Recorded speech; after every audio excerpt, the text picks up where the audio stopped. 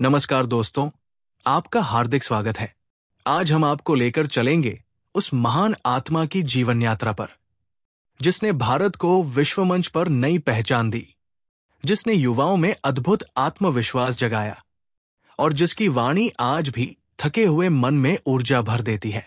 आज की ये विस्तृत जीवन कथा है स्वामी विवेकानंद की। एक ऐसा जीवन जो जितना पढ़ने सुनने योग्य है, उससे कहीं ज्यादा जीने योग्य है। तो आइए शुरुआत करते हैं इस अद्भुत यात्रा की। अध्याय 1, नरेंद्र का जन्म और बचपन। समय है 19वीं शताब्दी का मध्य। भारत अंग्रेजी शासन के अधीन है। समाज में एक ओर पश्चिमी शिक्षा का प्रभाव बढ़ रहा है, तो दूसरी ओर भारतीय संस्कृति, आध्यात्मिकता और नई चेतना आकार ले रही है।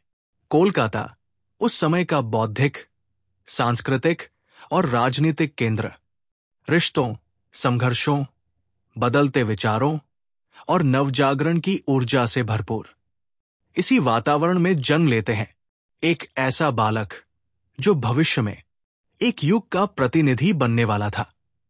12 जनवरी 1863 की सुबह कोलकाता के सिमुलिया क्षेत्र के एक संपन्न, सुसंस्कृत बंगाली परिवार में एक बालक का जन्म हुआ, जिसका नाम रखा गया नरेंद्रनाथ दत्त।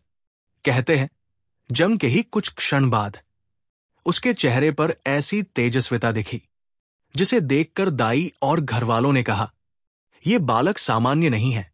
उसके नयन नक्श, आंखों की चमक और निश्चिंत, आत्मविश्वासी मुस्कान कुछ अलग ही आभा लिए हुए थी।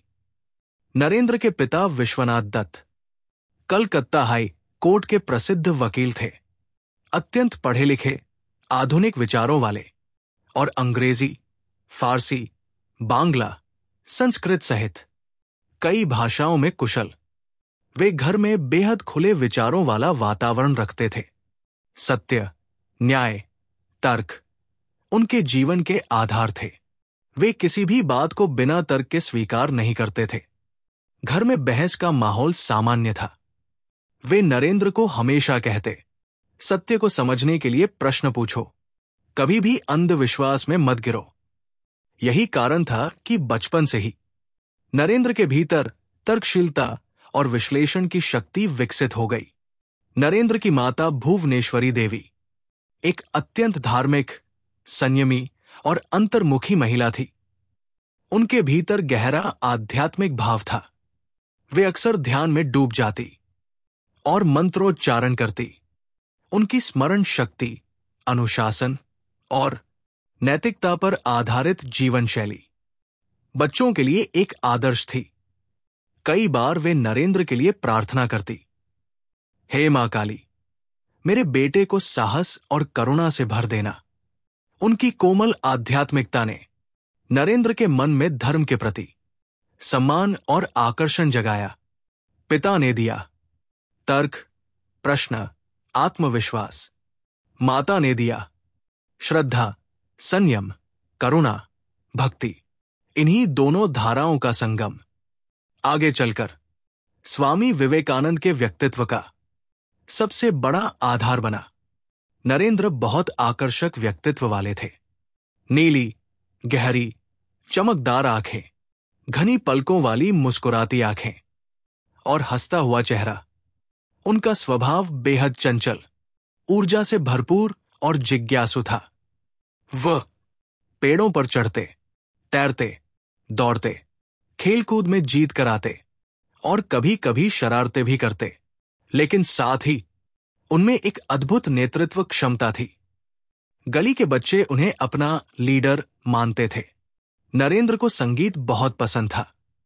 उन्होंने सिस्टमैटिकली सीखने की इच्छा दिखाई। शास्त्रीय संगीत, गायन, हारमोनियम, तबला, उनकी आवाज मधुर, मजबूत और साफ थी। बाद में यही आवाज विश्व मंच पर गूंजेगी। उनकी याददाश्त इतनी तेज थी कि शिक्षक चकित रह जाते।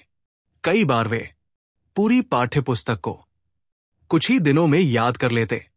कहा जाता है कि वे एक बार पढ़ा हुआ पृष्ठ शब्द शब्द याद रख लेते थे। ये क्षमता आगे चलकर उनके अद्भुत भाषणों का आधार बनी। एक घटना बहुत प्रसिद्ध है। एक बार घर में अंधेरा कमरा था और परिवार के अन्य बच्चे अंदर जाने से डर रहे थे, लेकिन नरेंद्र बिना हिचक अंदर चले गए और बोले, डरने की क्या बात है? जिससे डरते हो वो है ही नहीं। ये निर्भीकता उनके जीवन भर साथ रही। नरेंद्र का मन बचपन से ही धार्मिक और आध्यात्मिक अनुभवों के लिए संवेदनशील था। कई बार वे ध्यान की अवस्था में चले जाते थे। कभी कभी ऐसा लगता मानो वे दुनिया से कट गए हों। उनकी मां कहती, तुम्हारे चेहरे पर बचपन से ही एक गहरी शांति रहती थी। उनके मन में जन्मजात प्रश्न थे। ईश्वर कौन है? भगवान कहाँ रहते हैं? क्या किसी ने उसे देखा है? क्यों दुनिया में इतना दुख है? इंसान क्यों पैदा होता है? माता पिता सहित कोई भी उनके प्रश्नों की गहराई से उत्तर नहीं दे पाता। ये जिज्ञासा उनके मन में कभी बुझी नहीं, बल्कि और प्रज्वलित हुई। नरेंद्र सच बोलते थे, कठिन परिस्थितियों में भी हिम्मत रखते, अपने साथियों को प्रेरित करते, किसी अन्याय को सहन नहीं करते। कई बार वे खेलने के दौरान कमजोर बच्चों का साथ देते और अन्य बच्चों को उनके साथ गलत व्यवहार करने से रोकते। उनकी माता कहती थी, नरेंद्र, मनुष्य का सबसे बड़ा गुण उसका चरित्र होता है। ये वाक्य उनकी आत्मा में उतर गया। सपनों में भी वीर और आध्यात्मिक। नरेंद्र के सपने अक्सर असाधारण होते थे। विशाल आकाश, रहस्यमयी प्रकाश और निडरता से भरे भाव ये संकेत थे कि उनके भीतर कोई असामान्य ऊर्जा है जो सामान्य बच्चों से परे थी। नरेंद्र का बचपन मानो एक अद्भुत तैयारी थी आगे आने वाले जीवन की।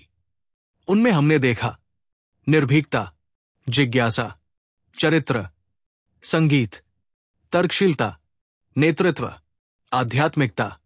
ये गुण मिलकर एक शक्तिशाली व्यक्तित्व का निर्माण कर रहे थे।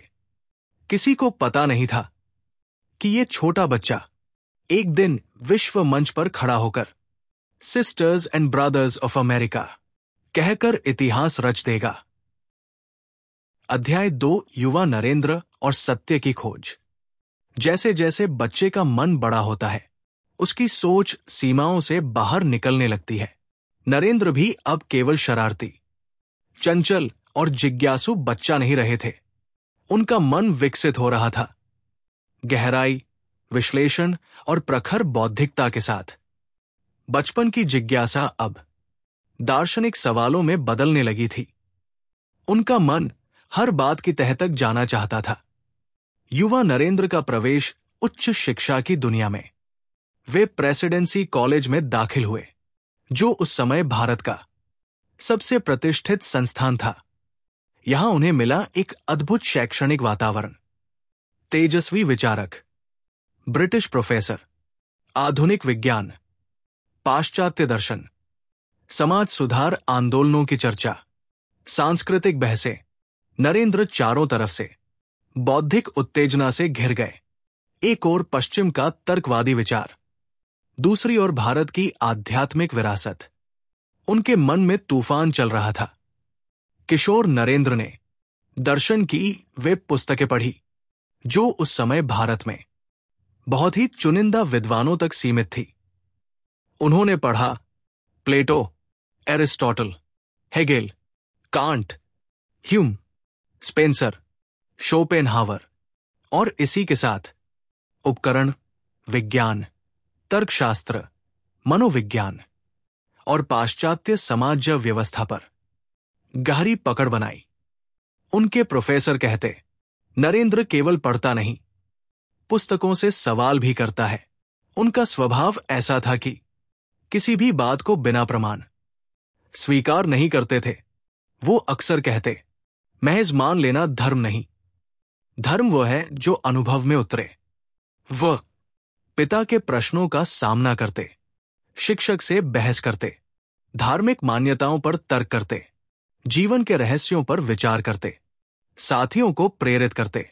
उनका तार्किक दिमाग उन्हें एक अलग ही रास्ते पर ले जा रहा था। ईश्वर के प्रश्न जो भीतर उथल पुथल मचा देते थे। उनके मन में सबसे बड़ा प्रश्न था, ईश्वर क्या है? क्या वास्तव में ईश्वर का अस्तित्व है? यदि है तो क्या किसी ने उसे देखा है? यह प्रश्न इतना गहरा था कि कई बार वे रातों को जाग जाते। वे ध्यान करने का प्रयास करते, शास्त्र पढ़ते, धर्म ग्रंथ सुनते, लेकिन अंदर का खालीपन भरता नहीं था। उस समय कोलकाता में ब्रह्मा समाज एक बड़ा सुधार आंदोलन था। यहां कर्मकांड का निषेध था, तर्क और नैतिकता पर जोर दिया जाता था। नरेंद्र इससे जुड़ गए। उन्हें कई बातें पसंद आई। अंधविश्वास का विरोध, ईश्वर की निर्गुण अवधारणा, सामाजिक सुधार, समानता, लेकिन कुछ कमी थी। यहां अनुभव नहीं था, सिर्फ दर्शन था। नरेंद्र ने महसूस किया, यहां मुझे मेरे प्रश्नों का अंतिम उत्तर नहीं मिलेगा। नरेंद्र का मन इतना संवेदनशील और इतना सत्यप्रिय था कि जब तक उन्हें संतोषजनक उत्तर नहीं मिलता, वे शांत नहीं हो पाते थे। वे मंदिरों में जाते, साधु संतों से मिलते, गृहस्थों से पूछते, दार्शनिकों से चर्चा करते, और हर व्यक्ति से वही प्रश्न, क्या आपने ईश्वर को देखा है? लेकिन कोई भी उनके प्रश्न का उत्तर विश्वासपूर्वक नहीं दे पाता। किसी ने कहा, गहरी साधना करो। किसी ने कहा, ईश्वर को केवल अनुभूति से पाया जाता है। किसी ने कहा, हमने सुना है, पढ़ा है। लेकिन नरेंद्र को चाहिए था अनुभव का उत्तर, अनुभूति का साक्षी। वे निराश हो जाते, कभी उत्साहित, कभी उलझन में, कभी भीतर खालीपन सा महसूस करते। उनकी आत्मा छटपटा रही थी कि कोई उन्हें सत्य का मार्ग दिखाए। एक बार कॉलेज में फिलॉसफी क्लास में चर्चा चल रही थी। शिक्षक ने कहा, ईश्वर की अवधारणा दार्शनिक है, कोई उसे देख नहीं सकता। नरेंद्र अचानक खड़े होकर बोले, अगर उसे कोई देख नहीं सकता तो फिर उसके होने का प्रमाण क्या है? क्लास में सन्नाटा छा गया। शिक्षक मुस्कुराए और बोले, नरेंद्र, तुम एक दिन दुनिया को अपनी बात सुनाने वाले हो। कई बार नरेंद्र ध्यान में बैठते और अनोखी अनुभूति महसूस करते। शरीर हल्का हो जाता, मन शांत, चित्त स्थिर, विचारों की गति धीमी। लेकिन ये अनुभव अस्थायी था। वे कहते, जब तक ईश्वर प्रत्यक्ष अनुभूत न हो, मेरी खोज अधूरी है। उनकी वाणी में ऐसा आकर्षण था कि उनके मित्र उनकी बातों से मंत्रमुग्ध हो जाते। वे अक्सर समूह में संगीत, चर्चा, वाद विवाद और सामाजिक मुद्दों पर अपने विचार रखते। उनकी नेतृत्व क्षमता उन्हें सब में विशेष बनाती। नरेंद्र के भीतर दो धाराएं संघर्ष कर रही थी। पश्चिम का तर्कवादी विचार, भारतीय अध्यात्म की गहराई। तर्क कहता, ईश्वर हो भी सकता है, नहीं भी। हृदय कहता, जरूर कोई सर्वोच्च सत्य है। ये द्वंद्व दिन रात उन्हें परेशान करता था। नरेंद्र का मुख्य प्रश्न था, अगर ईश्वर है तो मैं उसे क्यों नहीं देख पाता? वे कहते, मैं ऐसी आध्यात्मिकता को स्वीकार नहीं करता जिसका अनुभव न हो। उनकी ईमानदारी, उनकी सच्चाई, उनकी आंतरिक उथल पुथल सब उनकी खोज को और गहरा कर रही थी। उनका मन तैयार हो चुका था, बस सही गुरु की जरूरत थी। नरेंद्र ने जीवन में बार बार ये अनुभव किया कि सत्य का मार्ग कठिन होता है, लेकिन साहसी के लिए यही मार्ग सार्थक है। उन्होंने सोचा, अगर कोई है जो सच में ईश्वर को जानता है तो मैं उसे जरूर ढूंढूंगा। और मित्रों, यही खोज उन्हें उस स्थान तक ले गई जहां एक संत उनका इंतजार कर रहे थे। एक ऐसा संत जो अनुभव का साक्षी था, जो सत्य का मूर्त रूप था, जिसके जीवन में ईश्वर जीवित था। वही मुलाकात जो नरेंद्र को स्वामी विवेकानंद बनाने वाली थी। दक्षिणेश्वर की ओर उनके कदम बढ़ रहे थे और इतिहास बदलने वाला था। अध्याय 3, श्री रामकृष्ण से पहला मिलन, एक निर्णायक मोड़। युवा नरेंद्रनाथ की आध्यात्मिक जिज्ञासा दिन प्रतिदिन बढ़ती जा रही थी। किताबें पढ़ने के बाद भी संतोष नहीं मिलता। दार्शनिक बहसों में जीत जाते, लेकिन मन में उत्तर नहीं मिलता। वो मंदिरों में जाते, साधुओं से मिलते, पर कोई भी उनके प्रश्न का सीधा उत्तर नहीं दे पाता था। क्या आपने ईश्वर को देखा है? ये प्रश्न उनके भीतर ज्वालामुखी की तरह जलता रहता था। उनका मन अपने आप कहता, यदि कहीं सत्य है तो वो मुझे मिलेगा, मैं तब तक शांत नहीं बैठूंगा। लेकिन वे नहीं जानते थे कि उत्तर उनके बहुत पास आ चुका है।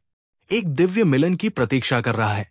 स्कॉटिश चर्च कॉलेज में उनके प्रोफेसर विलियम हस्ती क्लास में विलियम वर्ड्सवर्थ की कविता पढ़ा रहे थे, एक गहन आध्यात्मिक अनुभव वाली कविता। हस्ती ने छात्रों से कहा, ऐसा अनुभव केवल संतों को हो सकता है। यदि तुम असली आध्यात्मिक अनुभव को समझना चाहते हो तो दक्षिणेश्वर जाओ।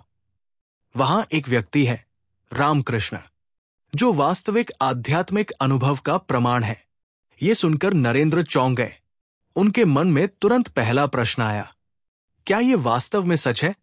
क्या कोई ऐसा व्यक्ति भी है जो ईश्वर का प्रत्यक्ष अनुभव रखता है? उनका हृदय उछल पड़ा और उसी क्षण उन्होंने निश्चय कर लिया, मुझे इस व्यक्ति से मिलना ही है। 1881 की एक शाम युवा नरेंद्र अपने मित्रों के साथ दक्षिणेश्वर काली मंदिर की ओर चल पड़े। गंगा के किनारे स्थित वो मंदिर उस समय प्रकृति की शांति से भरा था। हवा में हल्की ठंडक, गंगा की लहरों की मधुर ध्वनि, दूर से आती घंटियों की आवाज, मंदिर के प्रांगण में भक्ति का गहन वातावरण। नरेंद्र का मन जैसे एक अनजानी आशा से भर गया। उन्हें महसूस हो रहा था कि कुछ बहुत महत्वपूर्ण होने वाला है। नरेंद्र मंदिर पहुंचे और अंदर गए। वहां उन्होंने एक बिल्कुल साधारण दिखने वाले व्यक्ति को देखा। सफेद धोती, कंधे पर कपड़ा, किसी साधारण ग्रामीण की तरह, लेकिन उनके चेहरे पर बालक जैसी सरलता और आंखों में एक अजीब अवर्णनीय चमक थी। वो थे रामकृष्ण परमहंस। रामकृष्ण नरेंद्र को देखते ही मुस्कुरा उठे, मानो पुराने परिचित हो, मानो जीवन से भी गहरी पहचान हो। रामकृष्ण आगे बढ़े और नरेंद्र का हाथ पकड़कर बोले, आह, तुम आ गए नरेन। नरेंद्र हैरान। वे सोचने लगे, इनको मेरा नाम कैसे पता? मैंने पहली बार इन्हें देखा है, लेकिन ये तो केवल शुरुआत थी। कुछ देर बाद नरेंद्र ने अपनी सबसे बड़ी जिज्ञासा का प्रश्न पूछा, क्या आपने ईश्वर को देखा है? अब तक उन्होंने ये प्रश्न कई विद्वानों, कई पंडितों, कई साधुओं से पूछा था, लेकिन किसी ने भी दृढ़ता से उत्तर नहीं दिया। लेकिन इस बार रामकृष्ण ने तुरंत मुस्कुराकर कहा, हां, देखा है, देखा है उतनी ही स्पष्टता से जितनी अभी तुम्हें देख रहा हूं। नरेंद्र स्तब्ध रह गए। उनकी आंखों में हल्का विस्मय और मन में गहरा कंपन। ये उत्तर किसी दर्शन शास्त्री का नहीं था, ये अनुभव का सत्य था। रामकृष्ण ने आगे कहा, ईश्वर को देखना उतना ही सरल है जितना तुम्हें देखना, लेकिन मन को पवित्र और सच्चा होना चाहिए। नरेंद्र सोच में पड़ गए। क्या ये सच है? क्या ये व्यक्ति भ्रम में है, या ये सच में दिव्य अनुभूति वाले हैं? नरेंद्र के तार्किक मन ने इस उत्तर को चुनौती दी। वो मन ही मन कहते, ये कैसे संभव है, ईश्वर को देखना? लेकिन उनकी अंतर चेतना कहती, ये व्यक्ति झूठ नहीं बोल रहा, इसके शब्दों में सच्चाई है। उनके भीतर दो धाराएं लड़ रही थी, तर्क और श्रद्धा। रामकृष्ण ने नरेंद्र से ऐसे बात की जैसे कोई अपने प्रिय पुत्र से करता है। वे इतने भावुक हो उठे कि नरेंद्र को अपने कमरे में ले गए और बोले, नरेन, तुम वही हो जिसे इतने वर्षों से खोज रहा था। रामकृष्ण का ये वाक्य नरेंद्र की आत्मा को छू गया। उन्हें पहली बार महसूस हुआ कि कोई उन्हें वास्तव में समझ सकता है, कोई उन्हें भीतर तक पढ़ सकता है। कहते हैं कि पहली ही मुलाकात में रामकृष्ण ने नरेंद्र को हल्का सा छुआ और नरेंद्र को लगा उनके चारों ओर सब घूम रहा है। विश्व मानो लय हो रहा है, चेतना का विस्तार हो रहा है, शरीर हल्का हो गया है, एक अद्भुत शांति उतर आई है। नरेंद्र डर गए। उन्होंने तुरंत कहा, आप मुझे सम्मोहित कर रहे हैं। रामकृष्ण हंस पड़े। कुछ ही क्षण में नरेंद्र सामान्य हो गए, लेकिन वो अनुभव उनके अंदर एक गहरी छाप छोड़ गया। नरेंद्र को एहसास हुआ, ये व्यक्ति असाधारण है, यहां वास्तविक आध्यात्मिकता है। बाद में रामकृष्ण ने अपने शिष्यों से कहा, नरेन भगवान के अवतार है। उनका मन इतना विशाल है कि उसमें पूरा ब्रह्मांड समा सकता है। और ये बात केवल प्रेम नहीं थी, ये उनके अनुभव का परिणाम थी। रामकृष्ण बार बार कहते, नरेन, तुम भविष्य में लाखों लोगों को प्रेरित करोगे।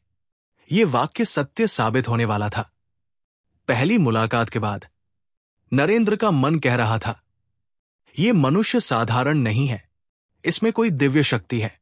लेकिन साथ ही उनका तर्कशील मन कहता, जल्दबाजी में निर्णय मत लो, अभी और परीक्षा करो। ये द्वंद्व आने वाले वर्षों में महान आध्यात्मिक यात्रा में बदल जाएगा। दक्षिणेश्वर की ये पहली मुलाकात केवल एक गुरु शिष्य मिलन नहीं था, ये था दो महान आत्माओं का संगम, सत्य की खोज का मिलन, धर्म और तर्क का मिलन, आध्यात्मिकता और आधुनिकता का संगम। भारत का भविष्य बदल चुका था और दुनिया को पता भी नहीं था कि विवेकानंद नाम का तूफान अब उठने वाला है।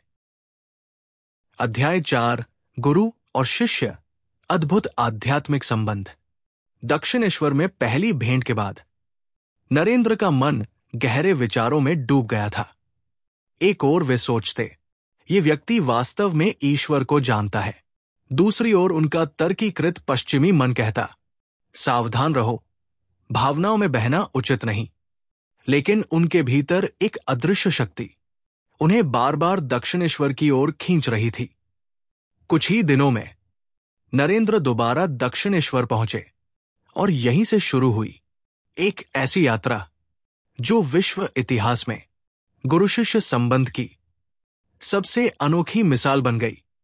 रामकृष्ण नरेंद्र को देखते ही एक अजीब सी खुशी से भर जाते थे, मानो वर्षों से खोया पुत्र लौट आया हो। उनका स्नेह था बिना शर्त, बिना अपेक्षा और पूरी तरह आत्मिक। जब भी नरेंद्र आते, रामकृष्ण उन्हें अपने पास बैठाते, उनका हाथ पकड़ते और गहरी नजरों से देखते, मानो उनके भीतर का भविष्य पढ़ रहे हों। नरेंद्र को आश्चर्य होता कि एक साधारण से दिखने वाले ग्रामीण संत में इतनी आत्मीयता और प्रेम कहां से आता है। रामकृष्ण का प्रेम नरेंद्र के हृदय को पिघलाता, लेकिन उनका तर्कशील मन अब भी कई प्रश्नों से भरा था। नरेंद्र किसी भी आध्यात्मिक व्यक्ति के बारे में जल्दी विश्वास नहीं करते थे। वो सत्य की खोज में प्रत्येक व्यक्ति को परखते। रामकृष्ण भी इससे अछूते नहीं थे। नरेंद्र कई बार कठिन तर्क रखते, ईश्वर का स्वरूप क्या है? आप जो अनुभव बताते हैं, क्या वे सच में अनुभव है या कल्पना? ध्यान में दिखने वाले दृश्य क्या वास्तविक होते हैं? क्या ईश्वर को वास्तव में देखा जा सकता है? रामकृष्ण शांति से सुनते और प्रेम पूर्वक उत्तर देते। कभी कहते, नरेन, जो तुम पूछ रहे हो वो जीवन की सबसे कठिन बातें हैं, लेकिन मैं जानता हूं एक दिन तुम सब अनुभव करोगे। उनका विश्वास अटल था। ये विश्वास ही शिष्य का आत्मविश्वास बन गया। रामकृष्ण विद्वान नहीं थे, उन्होंने वेदोपनिषद गहराई से नहीं पढ़े थे, लेकिन उनका आध्यात्मिक अनुभव असाधारण था। वो कहते, मैंने मां काली को उतनी ही स्पष्टता से देखा है जितना किसी जीवित व्यक्ति को। जब रामकृष्ण ध्यान में जाते, उनकी आंखें चमक उठती। कभी वे समाधि में चले जाते, कभी भाव समाधि में रो पड़ते। नरेंद्र ये सब देखकर अवाक रह जाते। ये सब न तो अभिनय था, न भ्रम, ये था एक जीवित अनुभव का संसार। यही अनुभव नरेंद्र को धीरे धीरे अध्यात्म की ओर खींच रहा था। रामकृष्ण ने नरेंद्र की आध्यात्मिक क्षमता को पहली ही मुलाकात में पहचान लिया था। वे अक्सर कहते, नरेन, तुम जन्म से मुक्त आत्मा हो, तुम्हें केवल पहचानने की देर है। रामकृष्ण ने नरेंद्र के मन और अहंकार को धीरे धीरे पिघलाने की शुरुआत की। कभी वे उन्हें साधारण काम करने को कहते, जैसे साधन सामग्री लाना, किसी बीमार शिष्य की सेवा करना। कभी वे उन्हें गहन ध्यान में बैठने को कहते, कभी भक्ति मार्ग का अभ्यास कराते, कभी कहते, सबको भगवान समझकर सेवा करो। ये सब नरेंद्र के मन में एक नई चेतना जागृत कर रहा था। नरेंद्र का मन दो ध्रुवों में बंटा था। एक ओर तर्क, जो कहता सब अनुभव मन की उपज भी हो सकते हैं। दूसरी ओर रामकृष्ण की सरलता, जो कहती सत्य तर्क से परे भी है। ये द्वंद्व कई महीनों तक चला। नरेंद्र कभी रामकृष्ण की प्रशंसा करते तो कभी मन में शंका रखते, और जब कभी शंका आती, रामकृष्ण मुस्कुराकर कहते, जितना पूछना है पूछो नरेन, तुम्हारा प्रश्न करना ही तुम्हारी शक्ति है। गुरु का ये धैर्य, ये करुणा, ये स्वीकार नरेंद्र के दिल को छूता गया। रामकृष्ण अक्सर कहते, नरेन का मन सात्विक नहीं, ये अति सात्विक है, ये साधारण मनुष्य नहीं, एक महापुरुष है। बाकी शिष्य देखते कि रामकृष्ण नरेंद्र को विशेष महत्व देते। एक बार उन्होंने कहा, नरेन में भगवान के शक्तियों का अंश है। जब वो बोलेगा दुनिया सुनेगी। उस समय किसी को नहीं पता था कि कुछ वर्षों बाद विश्व मंच पर शिकागो का वह ऐतिहासिक क्षण आने वाला है। नरेंद्र का स्वभाव ज्ञान मार्ग के अधिक करीब था। तर्क, विवेक, विश्लेषण। रामकृष्ण भक्ति और प्रेम के प्रतीक थे। दोनों का संगम भारत की आध्यात्मिक परंपरा में अद्वितीय था। रामकृष्ण ने कहा, नरेन, तू शिवज्ञान के मार्ग का साधक है। यह रास्ता बहुत कठिन है, लेकिन मैं तुझे साधने के लिए हर संभव मार्ग दिखाऊंगा। ये वाक्य नरेंद्र की जीवन दिशा बना। रामकृष्ण ने नरेंद्र को कई आध्यात्मिक परीक्षाओं से गुजारा। ये परीक्षाएं मन को स्थिर, बुद्धि को शांत और आत्मा को मजबूत बनाती थी। कभी वे नरेंद्र को किसी गरीब की सेवा में लगाते, कभी उन्हें साधना में बैठाते, कभी किसी आध्यात्मिक प्रश्न पर गहरी चर्चा करते। एक बार नरेंद्र ने कहा, मैं ईश्वर को नहीं देख पा रहा। रामकृष्ण बोले, तुम्हें मैं दिखाऊंगा, लेकिन पहले तुम अहंकार छोड़ो। नरेंद्र के मन में हलचल मच जाती। उनका अहंकार, उनका तर्क और उनकी खोज सब एक दूसरे से टकरा रहे थे, लेकिन यही टकराव उन्हें महान बना रहा था। रामकृष्ण ने नरेंद्र को अद्वैत वेदांत की गहराइयों से परिचित कराया। उन्होंने कहा, सभी जीवों में वही एक आत्मा है, सब ईश्वर के स्वरूप है। नरेंद्र इससे प्रभावित हुए। ये दर्शन उनके मन की तर्क शक्ति से मेल खाता था। बाद में स्वामी विवेकानंद का संपूर्ण विचार इसी अद्वैत वेदांत पर आधारित होगा। इन सब अनुभवों ने नरेंद्र को भीतर से बदलना शुरू कर दिया। अब वे रामकृष्ण को केवल एक साधु नहीं, एक आध्यात्मिक मार्गदर्शक और जीवन के गुरु के रूप में देखने लगे। रामकृष्ण नरेंद्र को अपने उत्तराधिकारी के रूप में देख रहे थे, लेकिन ये भविष्य अभी अनजाना था। ये संबंध न किसी परंपरा पर आधारित था, न कोई अनुशासन उन पर थोपे गया था। ये था एक आत्मा का दूसरी आत्मा के प्रति गहरा आकर्षण। इतिहास की सबसे सुंदर गुरु शिष्य कथा ये संबंध था, प्रेम का, समर्पण का, मार्गदर्शन का, ज्ञान का, करुणा का और आध्यात्मिक ऊंचाई का। रामकृष्ण ने नरेंद्र को जीवन के सबसे कठिन प्रश्नों के उत्तर दिए और नरेंद्र ने रामकृष्ण की शिक्षाओं को दुनिया तक पहुंचाया। ये संबंध इतना पवित्र था कि समय बीतने के बाद भी आज तक प्रेरणा देता है। नरेंद्र को गुरु मिल चुके थे। अब आगे की यात्रा और भी गहन होने वाली थी। संघर्ष, गरीबी, सेवा, संन्यास और अंततः स्वामी विवेकानंद का जन्म। अध्याय 5, रामकृष्ण का महाप्रयाण और नरेंद्र का संघर्ष।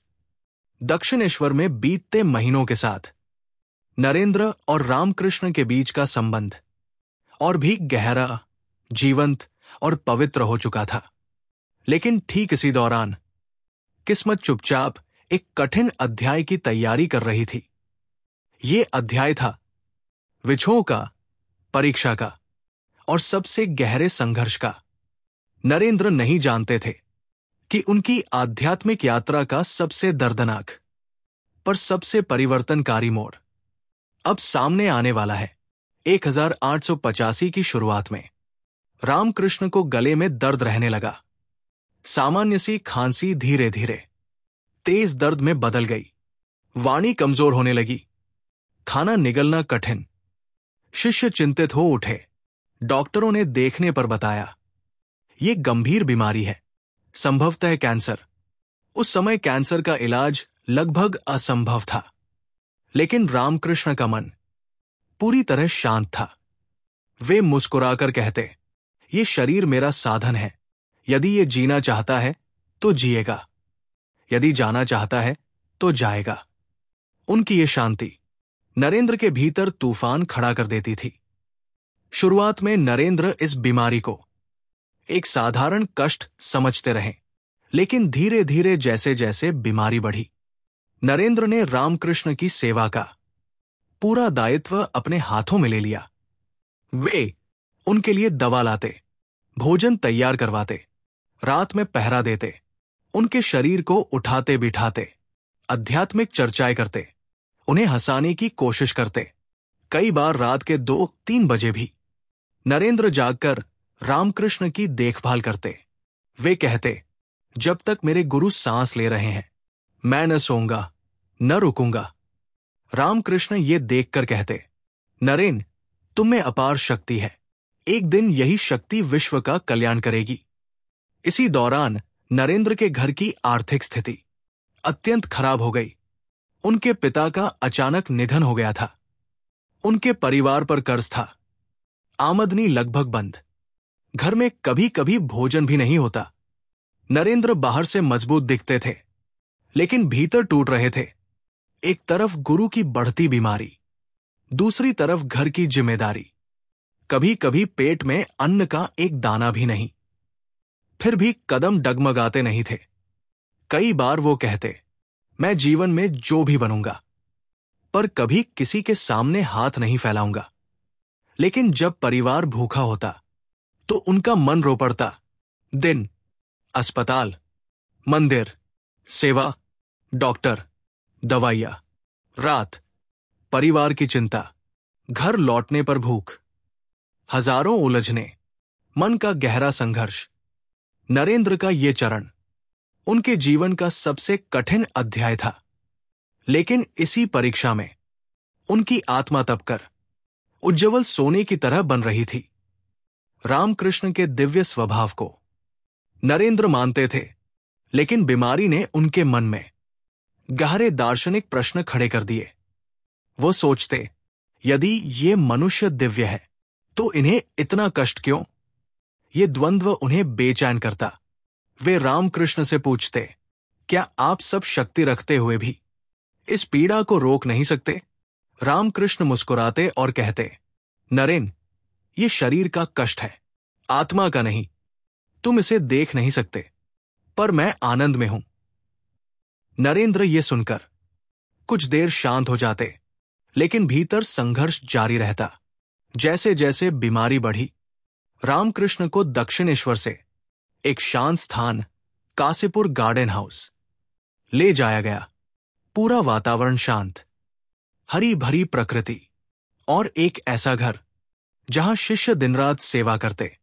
यहीं पर शिष्यों का समूह गुरु की देखभाल करते हुए एक छोटे से मठ की तरह जीने लगा।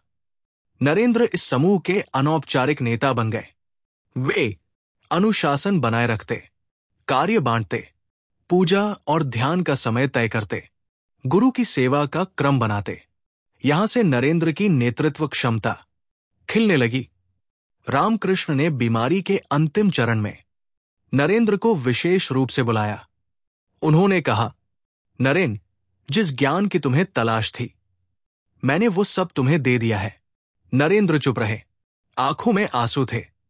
रामकृष्ण ने आगे कहा, मैं जो कुछ हूं, जो कुछ मेरे पास है, वो सब तुम्हारा है। एक दिन तुम पूरी दुनिया को जगाओगे। ये शब्द नरेंद्र की आत्मा को झकझोर गए। रामकृष्ण ने यह भी कहा, जब मैं इस शरीर को छोड़ दूंगा, तब भी मैं तुम्हारे साथ रहूंगा। हर पल, हर क्षण। रात का समय था, हवा स्थिर, पूरा कमरा शांति से भरा। रामकृष्ण ने धीरे धीरे अपने शिष्यों को अपनी ओर बुलाया। उन्होंने शांत स्वर में कहा, मैं जा रहा हूं। अब नरेन तुम लोगों का मार्गदर्शन करेंगे। कुछ ही क्षण बाद उन्होंने गहरी सांस ली और ध्यान की मुद्रा में चेतना को शरीर से मुक्त कर दिया। कमरा शांत हो गया। किसी ने रोना शुरू किया, किसी ने मंत्र पढ़े, किसी ने जमीन पर सिर रख दिया। नरेंद्र स्तब्ध रह गए। उनके शब्द गले में अटक गए। आंखें भर आई। उनके गुरु अब दे नहीं थे, लेकिन उनकी वाणी, उनकी करुणा, उनकी शिक्षाएं, उनकी आत्मा नरेंद्र के भीतर जीवित थी। रामकृष्ण के महाप्रयाण के बाद नरेंद्र ने एक कठिन निर्णय लिया। उन्होंने स्वयं को पूर्ण संन्यास के लिए समर्पित कर दिया। अब उनके सामने थे परिवार की जिम्मेदारियां, आर्थिक परेशानियां, समाज की आलोचना और गुरु का अधूरा काम पूरा करने का भार। लेकिन उनके भीतर रामकृष्ण की शक्ति समा चुकी थी। उसी रात नरेंद्र ने गहराई से प्रण लिया, मैं गुरु के कार्य को पूरा करूंगा, भारत को जगाऊंगा और विश्व को दिखाऊंगा कि भारत की आत्मा अमर है। यही संकल्प आगे चलकर पूरा विश्व सुनने वाला था। शिकागो के ऐतिहासिक भाषण में अध्याय 6, नरेंद्र से स्वामी विवेकानंद बनना और संन्यास। 16 अगस्त 1886 की वह रात, जब रामकृष्ण ने महाप्रयाण किया, उसके बाद नरेंद्रनाथ का जीवन गहरे शून्य में प्रवेश कर गया। दुनिया में पहली बार वे बिल्कुल अकेला महसूस कर रहे थे। वो व्यक्ति जो उनके हर प्रश्न का उत्तर था, जो उनका आध्यात्मिक मार्गदर्शक था, जो उन्हें बिना शब्दों के समझ लेता था, वो अब उनके साथ नहीं था। लेकिन इस अकेलेपन में भी नरेंद्र जानते थे कि अब उन्हें पीछे नहीं हटना। रामकृष्ण ने उन्हें सभी शिष्यों की जिम्मेदारी सौंपी थी। उनका कार्य अब नरेंद्र का कर्म बन चुका था। रामकृष्ण की मृत्यु के कुछ ही समय बाद नरेंद्र ने अपने साथी शिष्यों के साथ मिलकर एक जर्जर, टूटी फूटी हवेली में पहला मठ स्थापित किया। स्थान था बारानगर। ये जगह साधारण लोगों के रहने लायक भी नहीं थी। अंदर सीलन, बाहर झाड़ियां और आसपास गरीबी का गहरा वातावरण। लेकिन इन्हीं परिस्थितियों में भारत के भविष्य का सबसे बड़ा आध्यात्मिक आंदोलन रूप ले रहा था। शिष्य जमीन पर चटाई बिछाकर सोते, भिक्षाटन से भोजन जुटाते, साधना, ध्यान और अध्ययन करते, एक दूसरे के लिए खाना बनाते, कड़ी सर्दी और तपती गर्मी सहते। और इन सब के बीच नरेंद्र अपने साथियों के नेता बनते जा रहे थे। नेता, लेकिन अधिकार से नहीं, अपने चरित्र, बल और बुद्धि से। बारानगर मठ में रहते हुए नरेंद्र ने स्वयं एक गहरा परिवर्तन महसूस करना शुरू किया। वे रात रात भर शास्त्र पढ़ते, उपनिषद, वेदांत, भगवद गीता, पतंजलि योग सूत्र, अद्वैत दर्शन। वे गहन ध्यान में बैठते, शरीर की चेतना से अलग, शब्दों से परे, मन की सीमाओं से बाहर, कभी कभी ध्यान के बाद उनकी आंखों से आंसू बहने लगते। ये दर्द का नहीं, अनुभूति का परिणाम था। उनके भीतर एक नई ऊर्जा जन्म ले रही थी, जो उन्हें संन्यास की ओर खींच रही थी। वे समझ चुके थे, जीवन अब केवल उनका नहीं रहा, ये मानवता के लिए समर्पित है। निर्णायक क्षण, सांसारिक जीवन छोड़ने का संकल्प। एक दिन नरेंद्र अकेले बैठे थे। अंदर गहरा तूफान था। परिवार की आर्थिक स्थिति अब भी अत्यंत कठिन थी। माता और भाई बहन संघर्ष झेल रहे थे। एक ओर ये जिम्मेदारियां थी, दूसरी ओर गुरु का आध्यात्मिक कार्य। नरेंद्र दो दिशाओं में खड़े थे। लेकिन तभी उन्हें रामकृष्ण का अंतिम वाक्य याद आया, नरेंद्र, तुम दुनिया को जगाने के लिए पैदा हुए हो, परिवार के लिए नहीं, मानवता के लिए। उस क्षण नरेंद्र ने निर्णय लिया, मैं अपने जीवन को पूर्णतः संन्यास के लिए समर्पित करता हूं। यह निर्णय आसान नहीं था। ये परिवार से दूरी, सामाजिक जीवन का त्याग और पूरी दुनिया के लिए अपने आप को अर्पित करना था। लेकिन नरेंद्र जान गए थे कि उनका मार्ग यही है। संन्यास एक साधारण वस्त्र त्याग नहीं, बल्कि जीवन का संपूर्ण रूपांतरण है। अहंकार का त्याग, निजी इच्छाओं का त्याग, सांसारिक पहचान का त्याग, व्यक्तिगत संबंधों का त्याग, आराम और सुख का त्याग और पूर्ण समर्पण का भाव। नरेंद्र ने इस प्रक्रिया को पूरी गंभीरता और श्रद्धा से अपनाया।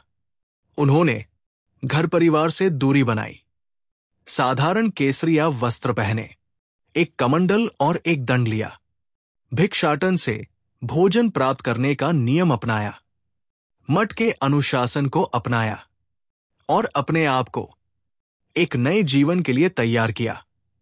ये नाम बाद में मिला, लेकिन नरेंद्र की आंतरिक पहचान पहले से बदल चुकी थी।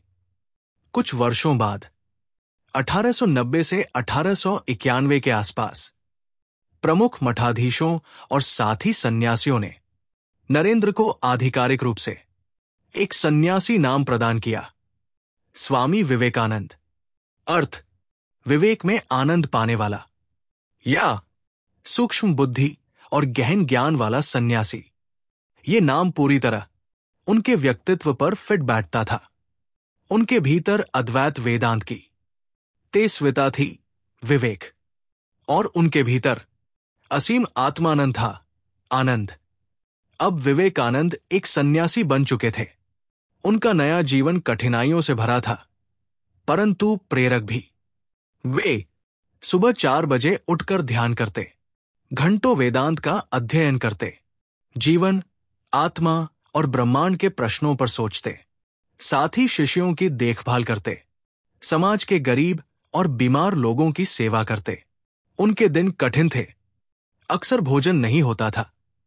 कई बार भिक्षा न मिलने पर वे केवल पानी पीकर रह जाते। लेकिन विवेकानंद ने कभी शिकायत नहीं की। वे कहते, संन्यास आनंद है, कर्तव्य नहीं।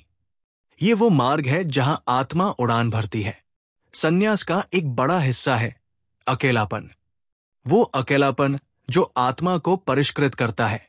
कई रातें विवेकानंद गंगा के किनारे बैठकर चांदनी में ध्यान करते, कभी हवा से बात करते, कभी नदी के जल को निहारते, कभी तारों को देखते और सोचते, मेरा जीवन का लक्ष्य क्या है? गुरु ने मुझे कौन सा कार्य सौंपा है?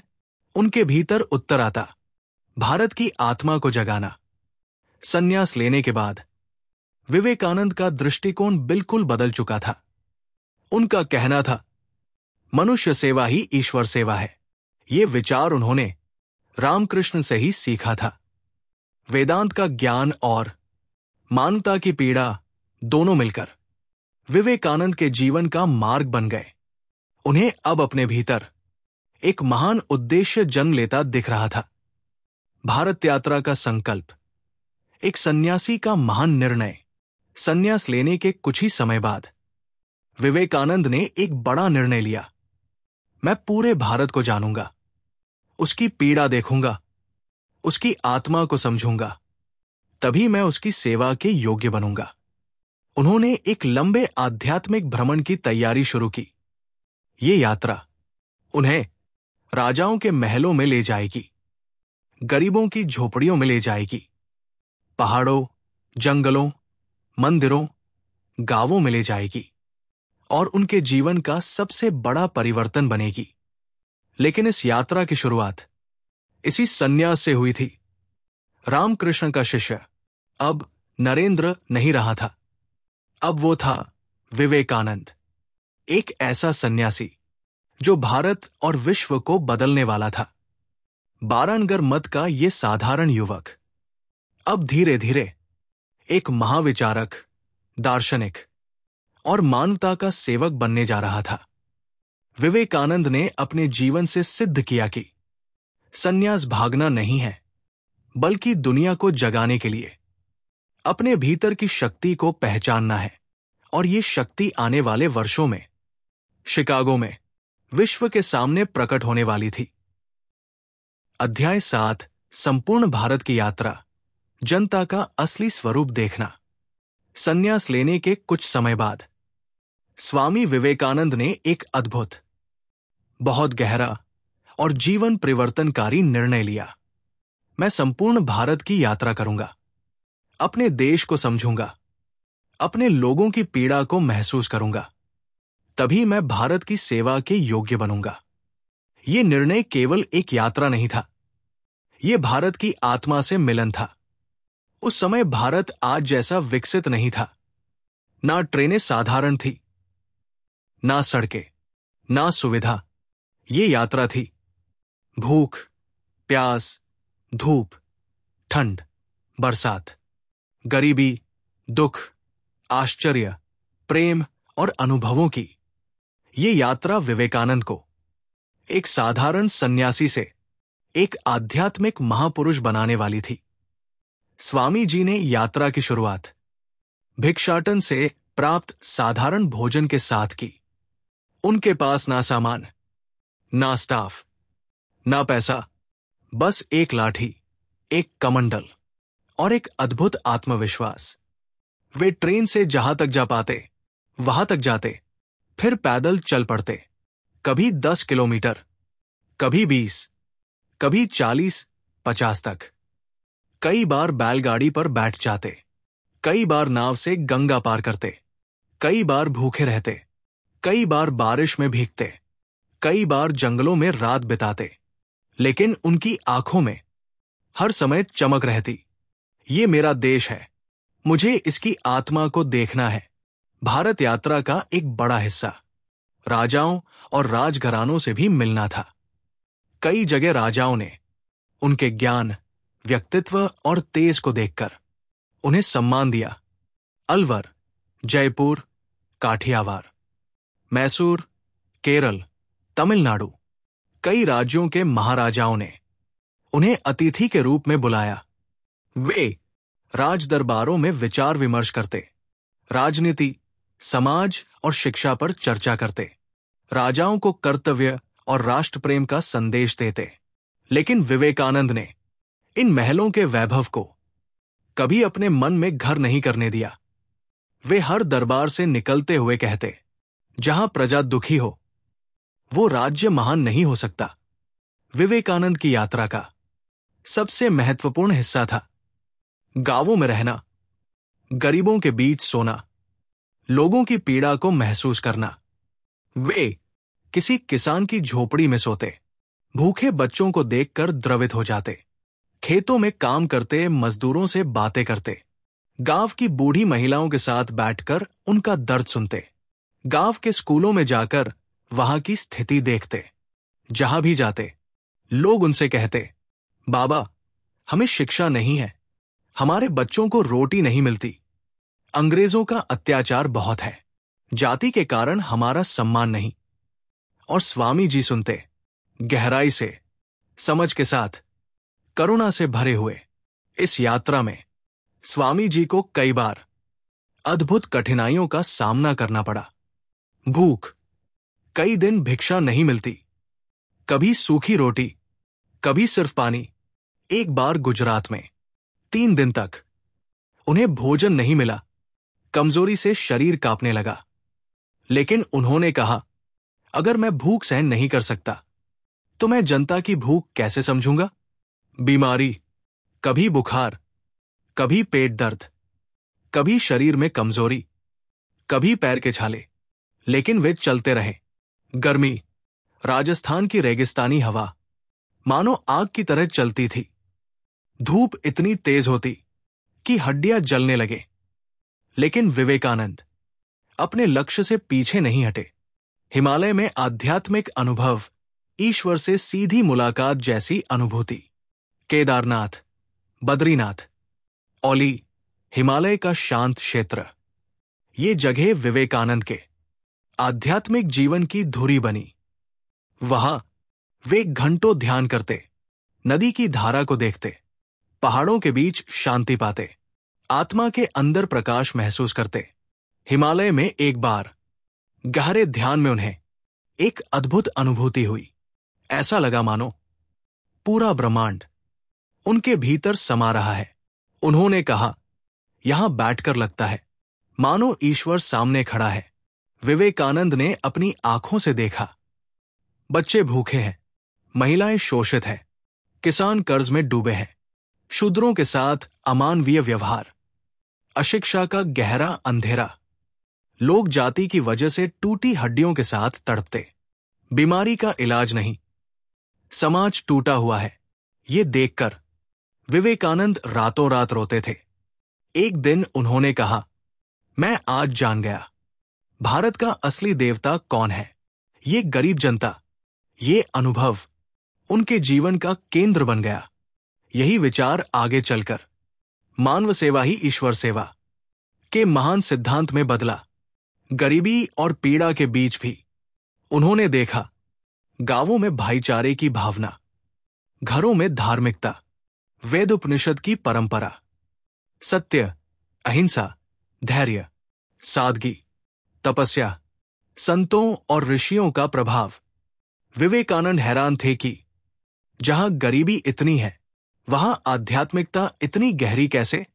उन्होंने कहा, इस देश को कोई नहीं मिटा सकता, भारत की आत्मा अमर है। यात्रा ने विवेकानंद का व्यक्तित्व बदल दिया।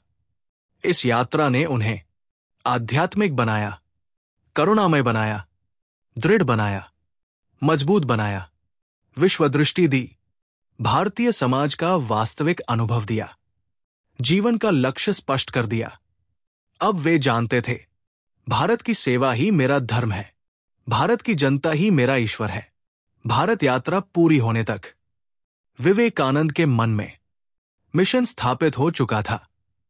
भारत के गरीबों के लिए शिक्षा, जाति भेद मिटाना, महिलाओं की उन्नति, युवाओं में ऊर्जा और आत्मविश्वास जगाना, वेदांत और आध्यात्मिकता का प्रसार, राष्ट्रवाद की चेतना जगाना, सेवा को धर्म बनाना।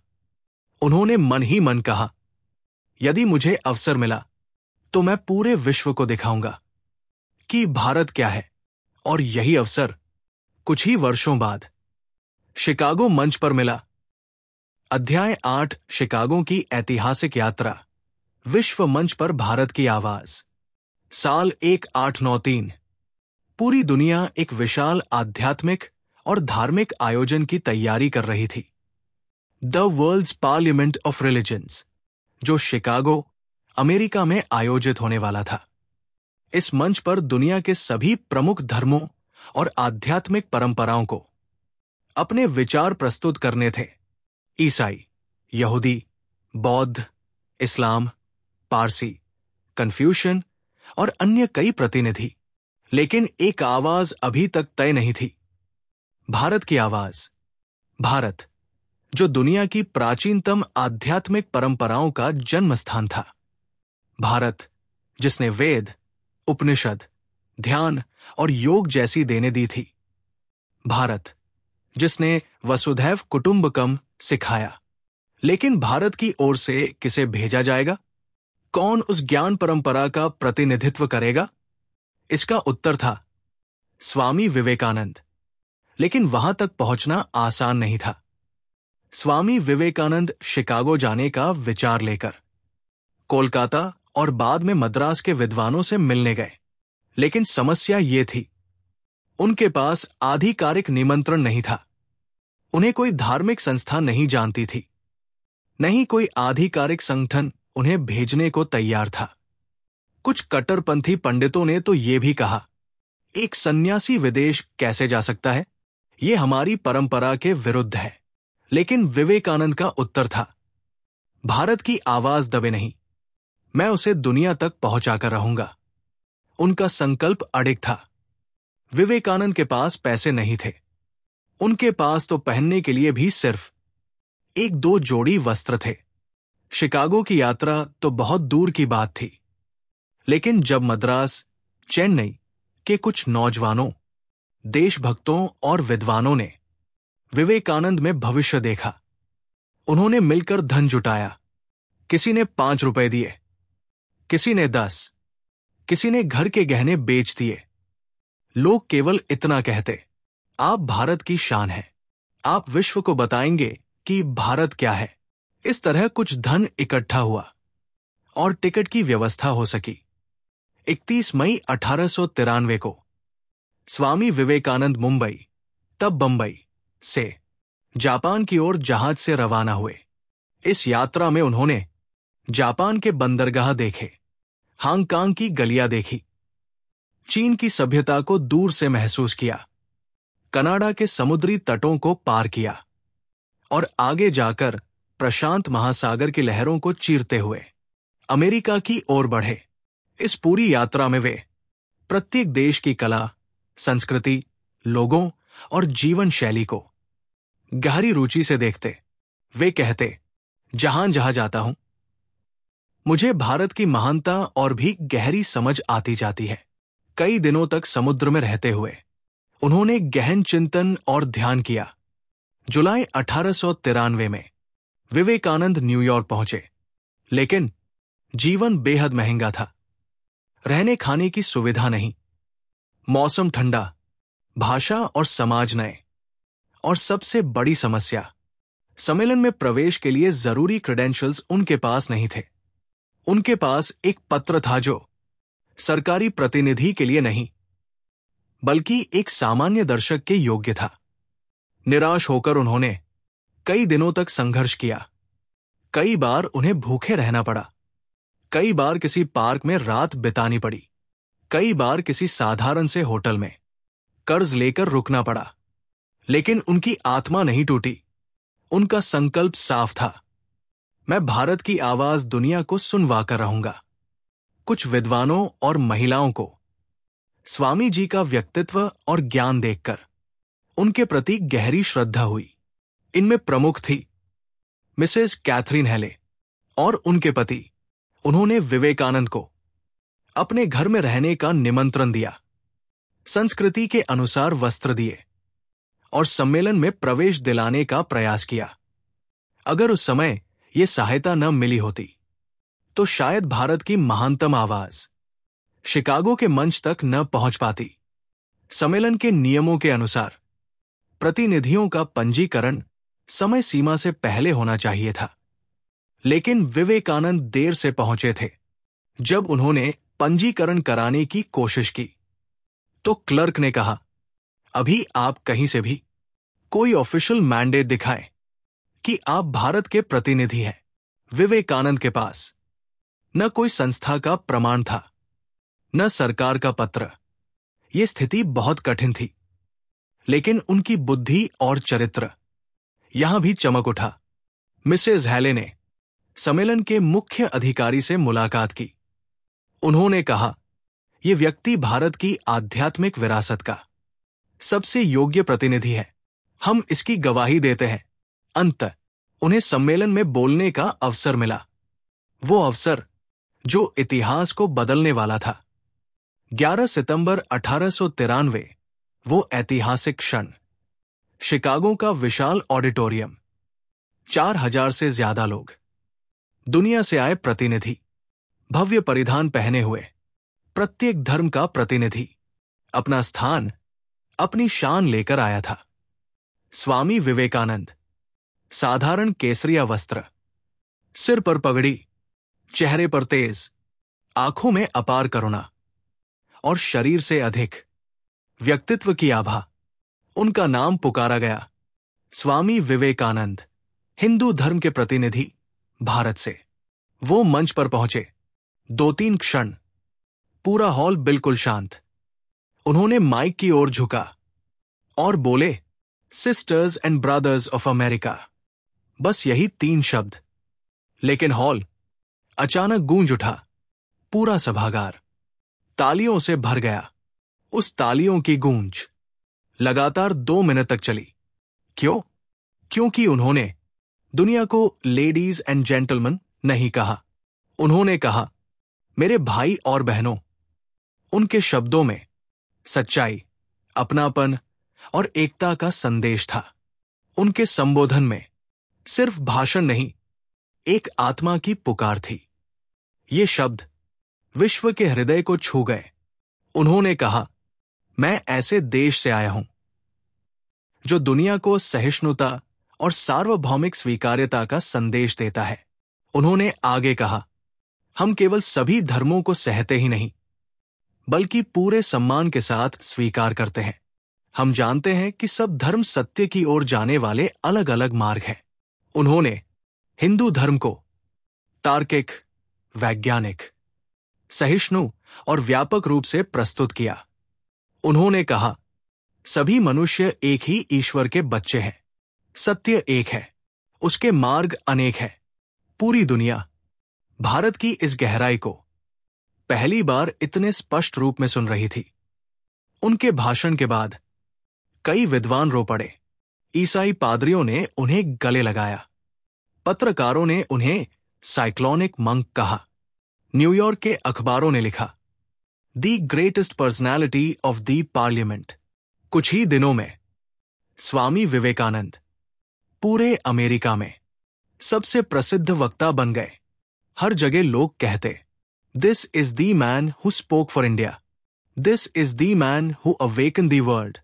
शिकागो से उठी आवाज जिसने भारत और विश्व को बदल दिया। स्वामी विवेकानंद की शिकागो यात्रा सिर्फ एक भाषण नहीं थी, ये थी भारत की आध्यात्मिक शक्ति का पुनर्जागरण, विश्व में भारतीय दर्शन की पुनर्स्थापना, भारत की वैश्विक पहचान में क्रांति, मनुष्य की एकता का संदेश, धर्मों के बीच भाईचारा, वेदांत का विश्वव्यापी प्रचार। उनके शब्द आज भी दुनिया भर में याद किए जाते हैं। भारत ने अपना प्रतिनिधि सही व्यक्ति में चुना था। एक सन्यासी जो भूखे भी रहा, ठंड में कांपा भी, कठिनाइयां भी झेली, लेकिन दुनिया के सामने भारत की आत्मा को सबसे शुद्ध और उजली भाषा में प्रस्तुत किया।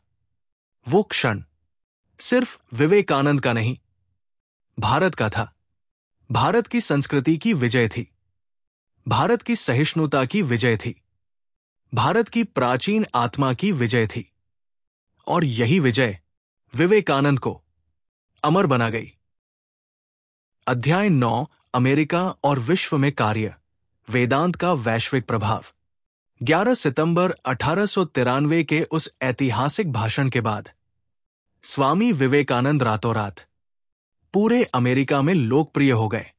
उनका व्यक्तित्व, उनकी करुणा, उनकी अद्भुत वाणी और उनकी गहरी आध्यात्मिकता अमेरिका के दिल को छू चुकी थी। लोग कहते, this is not just a monk, this is a spiritual force. लेकिन यह तो केवल शुरुआत थी। वास्तविक अध्याय अब शुरू हो रहा था। शिकागो के कार्यक्रमों के बाद विवेकानंद न्यूयॉर्क पहुंचे। वहां का माहौल उन्हें देखकर बदल गया। उनका हर सार्वजनिक व्याख्यान जैसे एक आध्यात्मिक तूफान हो। भीड़ इतनी उमड़ती कि आयोजकों को अतिरिक्त हॉल बुक करने पड़ते। इतिहासकार बताते हैं कि विवेकानंद अमेरिका में सबसे अधिक सुने जाने वाले वक्ताओं में से एक बन गए थे। उनके विचार नए थे, लेकिन भाषा सरल और जीवन से जुड़ी। उन्होंने कहा, धर्म केवल पुस्तक में नहीं, धर्म है मनुष्य के भीतर की दिव्यता। उनकी ये पंक्ति अमेरिका के युवाओं में बेहद लोकप्रिय हुई। अमेरिका उस समय ईसाई धर्म के गहरे प्रभाव में था। लेकिन विवेकानंद ने न कभी आलोचना की, न कभी विरोध। इसके बजाय उन्होंने कहा, सब धर्म सत्य की ओर ले जाते हैं। ईसाई धर्म ईश्वर को खोजने का एक सुंदर मार्ग है। उनका ये दृष्टिकोण ईसाई पादरियों को बेहद प्रभावित करता। कई चर्चों ने उन्हें व्याख्यान देने के लिए आमंत्रित किया। विवेकानंद ने वहां कहा, जहां सेवा है वहां धर्म है, जहां प्रेम है वही ईश्वर है। ये विचार अमेरिका की धार्मिक सोच में एक नई चेतना लेकर आया। अमेरिका और यूरोप के विद्वानों ने विवेकानंद के विचारों को वैज्ञानिक दृष्टि से भी आकर्षक पाया। प्रमुख दार्शनिक, लेखक और वैज्ञानिक जैसे Nikola Tesla, William James, Paul Carus उनसे गहरी प्रेरणा लेते थे। कहा जाता है कि निकोल टेस्ला ने विवेकानंद के साथ संवाद के दौरान वेदांत के एकत्व सिद्धांत से प्रेरित होकर energy and matter are manifestation of one substance के अपने सिद्धांत को और विकसित किया। विवेकानंद कहते, विज्ञान और अध्यात्म विरोधी नहीं, दोनों सत्य के खोजी है। ये विचार पश्चिमी दुनिया के लिए बहुत नया था। 1894 में न्यूयॉर्क में स्वामी विवेकानंद ने वैद्यनाथ सोसाइटी ऑफ न्यूयॉर्क की स्थापना की। ये संस्था पश्चिम में वेदांत के प्रचार का सबसे बड़ा केंद्र बनी। यहां वे योग, ध्यान, वेदांत, सेवा, अद्वैत दर्शन, मानविकता जैसे विषयों पर नियमित रूप से व्याख्यान देते। उनकी कक्षाएं इतनी लोकप्रिय थी कि लोग बाहर खड़े होकर सुनते। ये संस्था आज भी अमेरिका के सबसे सम्मानित आध्यात्मिक केंद्रों में गिनी जाती है। आज पूरी दुनिया योग दिवस मनाती है। लाखों लोग ध्यान करते हैं, लेकिन बहुत कम लोग जानते हैं कि योग को पश्चिम में सही, वैज्ञानिक और आध्यात्मिक रूप से पहली बार स्वामी विवेकानंद ने ही स्थापित किया था। उन्होंने कहा, yoga is the science of the mind. उन्होंने योग को मंत्रों या चमत्कारों से मुक्त कर एक अनुभवाधारित विज्ञान के रूप में प्रस्तुत किया। उनकी वजह से आज पश्चिम योग को केवल शारीरिक कसरत नहीं, बल्कि आध्यात्मिक उत्थान का साधन मानता है। विवेकानंद केवल बड़े शहरों में नहीं गए, वे छोटे दूरस्थ कस्बों में भी गए, जहां लोग उन्हें कभी नहीं देख पाते। वे थिएटरों में, नगर परिषद के भवनों में, सार्वजनिक मैदानों में, कॉलेजों और विश्वविद्यालयों में कई घंटे बोलते। इतिहासकार बताते हैं, विवेकानंद 1893 से 1897 तक लगभग प्रतिदिन व्याख्यान देते थे। उनके प्रवचनों ने पश्चिमी समाज को धर्म, आध्यात्मिकता और जीवन के प्रति नई दृष्टि दी। 1895 से 1896 के दौरान विवेकानंद इंग्लैंड और यूरोप के विभिन्न देशों में गए। England, France, Germany, Switzerland, England में उनकी शिष्या बनी। मिस मार्गरेट नोबल, भगिनी Nivedita, Miss Henrietta Muller, Miss Sara Bull, भगिनी निवेदिता ने उनकी शिक्षा के प्रभाव में भारत आकर स्त्री शिक्षा के लिए अपना जीवन समर्पित कर दिया।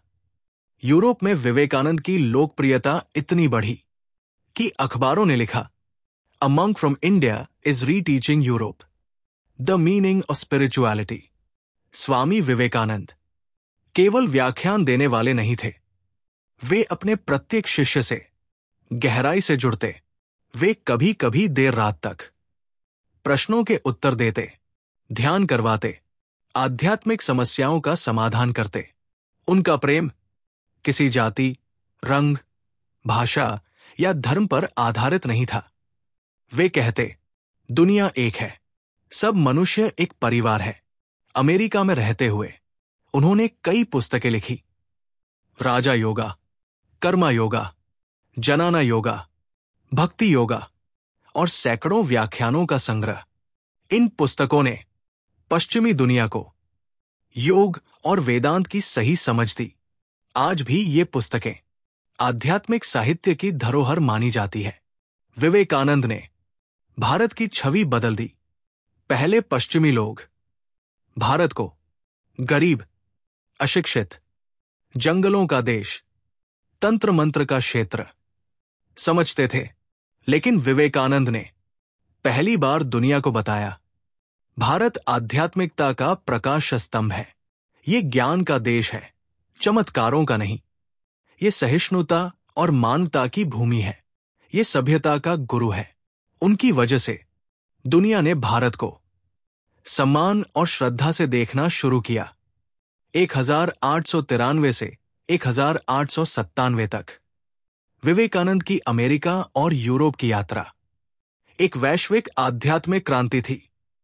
उन्होंने योग को वैश्विक बनाया, वेदांत को लोकप्रिय किया, धर्मों में भाईचारा बनाया, पश्चिम को आध्यात्मिकता की नई परिभाषा दी, भारत की छवि बदली, शिष्यों की एक नई पीढ़ी तैयार की, मानवता ही धर्म है का संदेश फैलाया। उनका हर कदम दुनिया को बदल रहा था। स्वामी विवेकानंद अब केवल भारत के सन्यासी नहीं थे, वे विश्वगुरु बन चुके थे।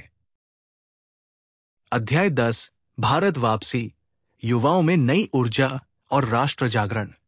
साल 1897। 4 साल तक अमेरिका और यूरोप में आध्यात्मिक तूफान खड़ा करने के बाद स्वामी विवेकानंद अब भारत लौट रहे थे। लेकिन यह लौटना किसी साधारण व्यक्ति की वापसी नहीं थी। ये उस मनुष्य की वापसी थी जिसने विश्व को भारत का असली स्वरूप दिखाया था। जहाज से मुंबई, तब बंबई के तट पर पहुंचते ही स्वामी विवेकानंद ने धरती को छूकर प्रणाम किया। उनकी आंखों में आंसू थे। ये आंसू एक साधु के थे जिसने दुनिया बदली थी, लेकिन अपने देश को कभी नहीं भुलाया। जैसे ही स्वामी जी तट पर उतरे, लोगों की इतनी विशाल भीड़ इकट्ठी हो चुकी थी कि चलना भी मुश्किल हो गया।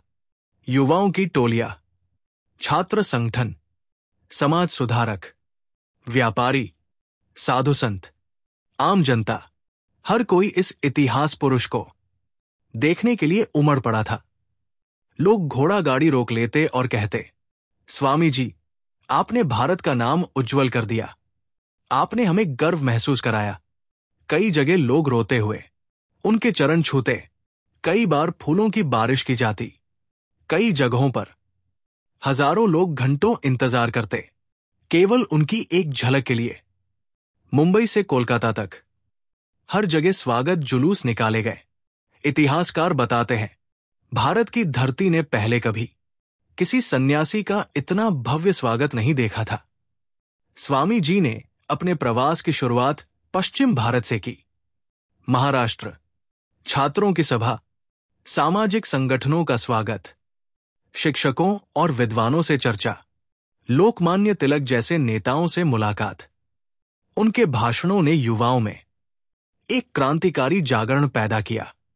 गुजरात, राजाओं और महाराजाओं से संवाद, साधारण लोगों से मिलना, शिक्षा और सेवा के महत्व पर भाषण।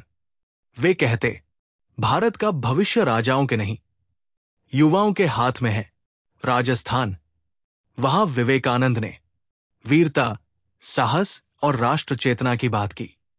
राजपूत योद्धाओं को संबोधित करते हुए बोले, तुम्हारी रक्तधारा में साहस है, अब उसे राष्ट्र के निर्माण में लगाओ। विवेकानंद का हर भाषण एक आग थी। जहां भी विवेकानंद भाषण देते, हॉल, मैदान, सड़कें भीड़ से भर जाती। उनकी आवाज में एक ऐसा उत्थान था जिससे युवाओं के अंतर्मन में आग जल उठती। वे कहते, उठो, जागो और तब तक मत रुको जब तक लक्ष्य प्राप्त न हो जाए। भारत पर अंग्रेजों का शासन था। लोगों के मन में निराशा, भय और हीन भावना थी। विवेकानंद ने उन्हें आत्मविश्वास सिखाया। उन्होंने कहा, तुम्हें किसी और के सहारे की आवश्यकता नहीं। भारत की शक्ति भारत में ही है। अपने युवक युवतियों में शक्ति का संदेश, युवाओं के भीतर छिपी ताकत को जगाना। विवेकानंद का मानना था, कि भारत का भविष्य उसके युवाओं की मानसिक शक्ति पर निर्भर करता है। इसलिए वे हर जगह कहते, कमजोरी पाप है, आत्मविश्वास ही सबसे बड़ा धन है। शारीरिक, मानसिक और बौद्धिक बल सब जरूरी है। उनकी बातें युवाओं को जीवन बदल देने वाली प्रेरणा देती। कई छात्र सभाओं में भीड़ इतनी बढ़ जाती कि हॉल गिरने का डर होता। कई बार कार्यक्रम खुले मैदान में किया जाता और वहां भी जगह कम पड़ती। उनके शब्दों में ऊर्जा, उनके व्यक्तित्व में तेज, उनके विचारों में क्रांति थी। जब विवेकानंद कोलकाता पहुंचे तो शहर मानो ठहर गया। हजारों नावों से सजी हुगली नदी, पुलों पर झंडों की कतार, युवाओं की मोटरसाइकिल दल, गाड़ियां, रथ, बैलगाड़ियां, सब फूलों से सजे।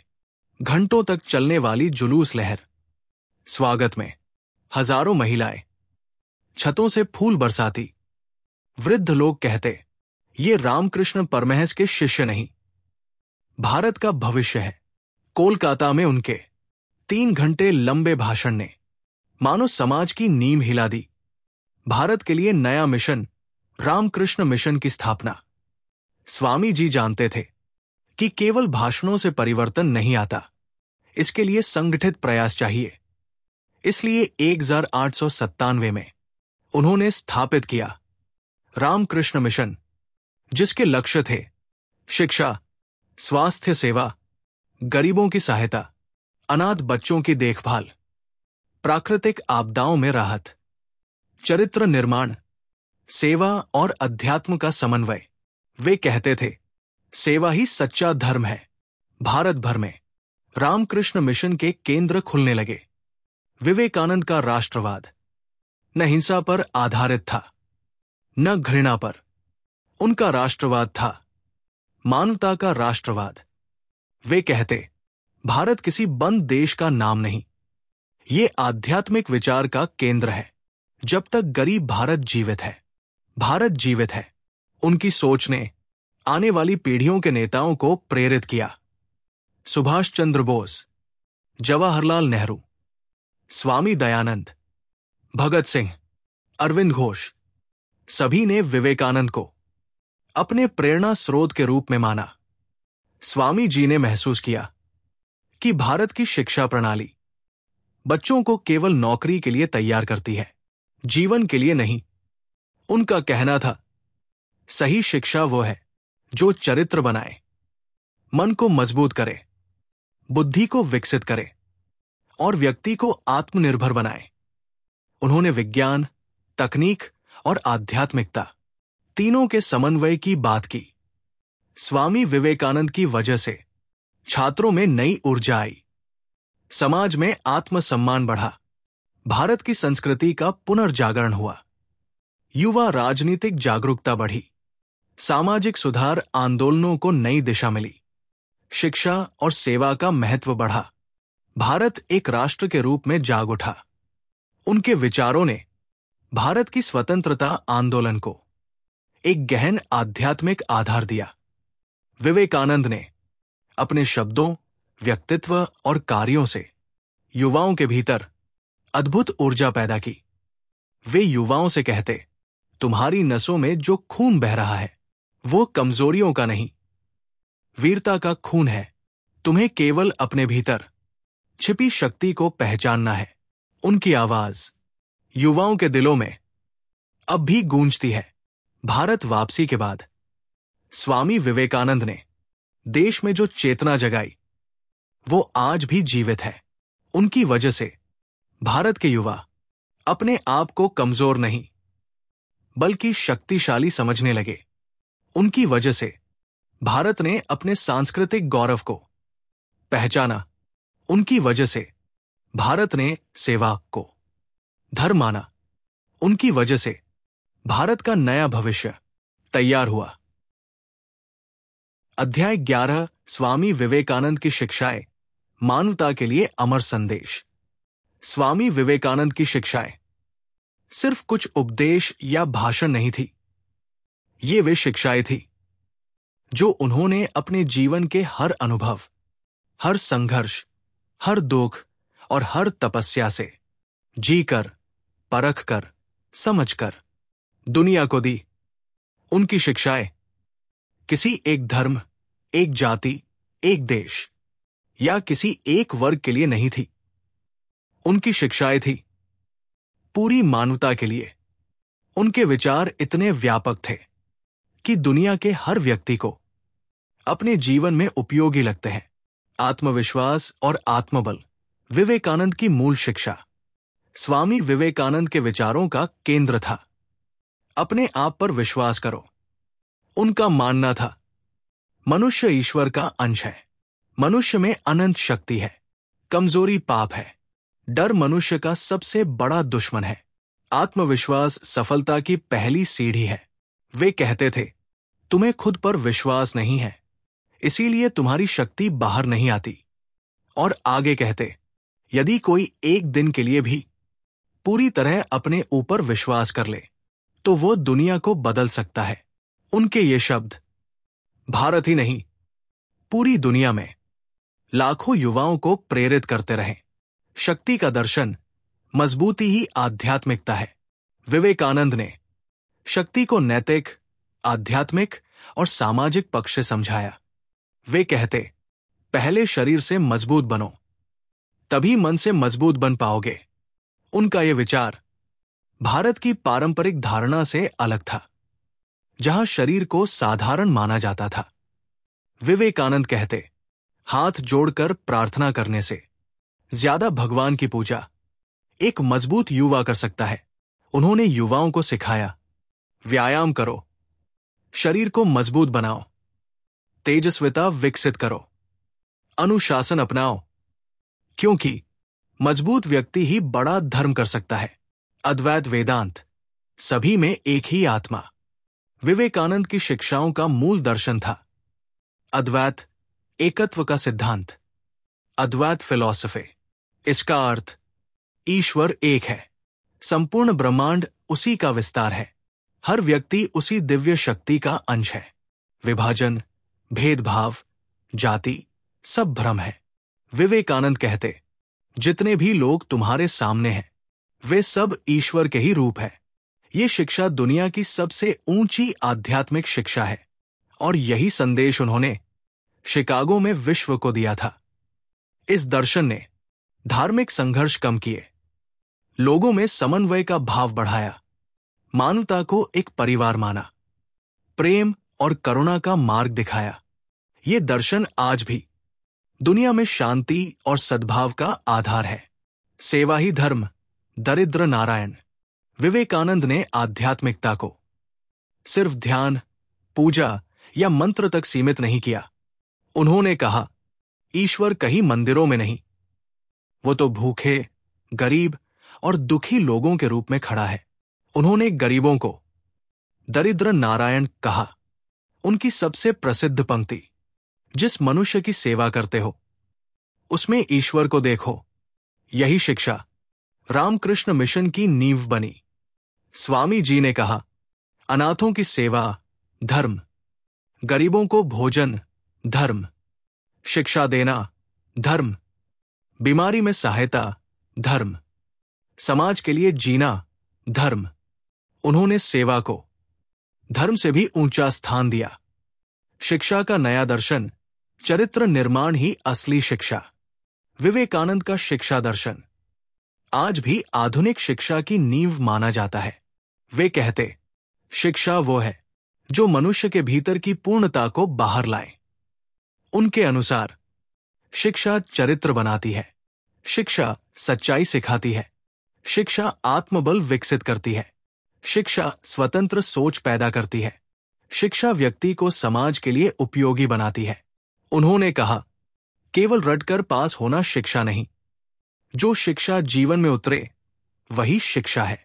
उनका सपना था एक ऐसा भारत जहां शिक्षा सभी के लिए सुलभ हो, विशेषकर गरीबों, स्त्रियों और दलितों के लिए। स्वामी विवेकानंद भारत में महिलाओं के सबसे बड़े समर्थकों में से थे। उन्होंने कहा स्त्री और पुरुष एक ही आत्मा के दो रूप है, उनमें भेद करना अज्ञान है। उस समय जब समाज स्त्रियों को कमजोर, अशिक्षित और घर तक सीमित समझता था। विवेकानंद ने कहा, स्त्रियों को शिक्षा दो, उन्हें स्वतंत्रता दो, उन्हें समाज में बराबरी दो, उनके साथ सम्मान से पेश आओ। वे देश की शक्ति है। उन्होंने कहा, एक राष्ट्र तभी महान बनता है जब उसकी स्त्रियां महान हों। शिकागो भाषण में विवेकानंद द्वारा दिया गया सबसे महत्वपूर्ण संदेश था सर्वधर्म संभाव, यूनिवर्सल टॉलरेंस। उन्होंने कहा, कोई भी धर्म पूर्ण नहीं, सब मिलकर सत्य की ओर जाने वाले मार्ग है। ये शिक्षा दुनिया में धर्मों के बीच भाईचारे का आधार बनी। उनका संदेश था, ईसाई धर्म अच्छा है, इस्लाम अच्छा है, हिंदू धर्म अच्छा है, बौद्ध धर्म अच्छा है, कोई भी धर्म बुरा नहीं। बुरा है घृणा, हिंसा, अज्ञान और कट्टरता। विवेकानंद ने जो राष्ट्रवाद दिया वो राजनीतिक राष्ट्रवाद से परे था। उनका राष्ट्रवाद था आध्यात्मिक राष्ट्रवाद, ह्यूमनिस्टिक नेशनलिज्म। उनका संदेश, भारत एक आध्यात्मिक देश है। भारत का मिशन मानवता की सेवा है। भारत कभी किसी पर आक्रमण नहीं करता। भारत का सर्वोच्च आदर्श दुनिया का कल्याण है। उन्होंने कहा, मैं ऐसे भारत की कल्पना करता हूं जहां हर व्यक्ति शिक्षित हो, हर घर में भोजन हो और हर मन में आत्मविश्वास हो। विवेकानंद ने कई जगह कहा, विचार ही मनुष्य को बनाते हैं। उनके अनुसार विचार सकारात्मक हो तो जीवन बदलता है, नकारात्मक विचार मनुष्य को नष्ट कर देते हैं।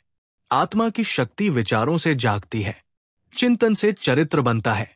उन्होंने युवाओं को सिखाया, जो सोचोगे वही बनोगे। कर्मयोग काम को पूजा समझकर करो।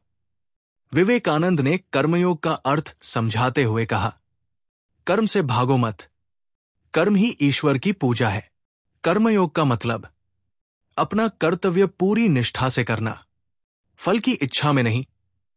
कर्तव्य में आनंद पाना, कार्य में ईश्वर को अनुभव करना, समाज की सेवा को अपना धर्म समझना। उनकी ये शिक्षा आज भी जीवन की कठिनाइयों का समाधान देती है। विवेकानंद की शिक्षाएं आज भी जीवित क्यों हैं? क्योंकि उनकी हर शिक्षा वास्तविक है, जीवन से जुड़ी है, मानवता से भरी है, युगों युगों तक उपयोगी है। उनकी शिक्षाएं सिर्फ किताबों में नहीं, लाखों दिलों में जीवित है। विवेकानंद ने जो कहा वो केवल भारत के लिए नहीं, पूरी दुनिया के लिए मार्गदर्शन है। उनकी आवाज आज भी कहती है, उठो, जागो और दुनिया को बताओ कि तुम कौन हो। अध्याय 12, अंतिम वर्ष, सेवा, लेखन और आंतरिक यात्रा। 1897 में भारत लौटने के बाद स्वामी विवेकानंद का जीवन मानो दो धाराओं में बंट गया। एक धारा थी सेवा की, जो समाज के हर तबके की पीड़ा को मिटाना चाहती थी।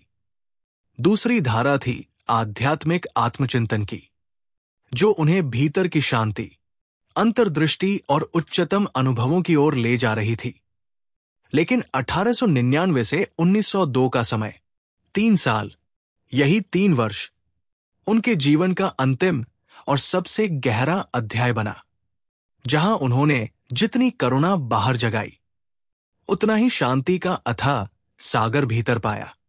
अत्यधिक यात्रा, निरंतर प्रवचन, कड़ी जलवायु, नींद की कमी और भारत की सेवा के कठोर परिश्रम ने उनके शरीर को बुरी तरह थका दिया था। वे माइग्रेन से पीड़ित रहने लगे। बार बार ताप, फीवर आता, मधुमेह के लक्षण उभरने लगे, दिल की धड़कन तेज हो जाती, पैरों में सूजन रहने लगी, कमजोरी बढ़ने लगी। फिर भी उनका मुस्कुराना, सबको प्रेरित करना और दिन रात काम करना कभी नहीं रुका। किसी ने उनसे पूछा, स्वामी जी, आप आराम क्यों नहीं करते? उन्होंने मुस्कुराकर कहा, मेरे पास समय बहुत कम है और काम बहुत बड़ा है। उनके शब्दों में एक गहरी भविष्यवाणी छिपी थी। स्वामी जी ने रामकृष्ण मिशन को एक विशाल सेवा आंदोलन में बदल दिया। उनके अंतिम वर्षों में मिशन का विस्तार अद्भुत गति से हुआ। शिक्षा के क्षेत्र में स्कूल, छात्रावास, पुस्तकालय, व्यावसायिक प्रशिक्षण केंद्र, ये सब गरीब बच्चों के लिए खोले गए। वे कहते, गरीब बच्चों को पढ़ाओ, वही भारत का भविष्य है। स्वास्थ्य के क्षेत्र में अस्पताल, डिस्पेंसरी, दवा वितरण केंद्र, महामारी राहत कार्य, किसी क्षेत्र में हैजा फैलता तो मिशन के सन्यासी पहले पहुंचते। कई जगहों पर स्वामी जी स्वयं बीमारों की सेवा करते। आपदा राहत, बाढ़, अकाल, महामारी, जहां सरकार नहीं पहुंचती थी, विवेकानंद के सन्यासी पहुंचते थे। गरीबों, दलितों और मजदूरों के बीच कार्य। वे कहते, हमारे देश का भगवान मंदिरों में नहीं, गरीबों की झोपड़ियों में है। स्वामी जी के अंतिम वर्ष सेवा का एक अविरल प्रवाह थे। बीमार होने के बावजूद स्वामी विवेकानंद ने अपने अंतिम वर्षों में अद्भुत लेखन कार्य किया। उनकी कई सर्वश्रेष्ठ पुस्तकें इन्हीं वर्षों में लिखी गई। जीवन और धर्म पर निबंध, योग दर्शन के व्याख्यान, उपनिषदों की व्याख्या, पत्रावली, लेटर्स ऑफ स्वामी विवेकानंद, भक्ति योग, राजयोग, समाज सेवा पर लेख, शिक्षा पर आलेख। उनका हर पत्र एक दर्शन ग्रंथ की तरह होता। वे अपने शिष्यों से कहते, लेखन मेरा बाद वाला कार्य नहीं, मेरी आत्मा का प्रवाह है। कई बार वे रात भर लिखते रहते, भले ही तबीयत खराब हो। स्वामी जी जितना बाहर काम कर रहे थे, उतना ही भीतर गहरे उतर रहे थे। उन्होंने ध्यान के लंबे लंबे सत्र शुरू किए, कभी गंगा किनारे, कभी बेलूर मठ की छत पर, कभी एकांत कुटी में। कई सन्यासियों ने कहा, स्वामी जी के चेहरे पर ऐसी शांति थी जैसी किसी गहरे समाधिस्थ व्यक्ति में होती है।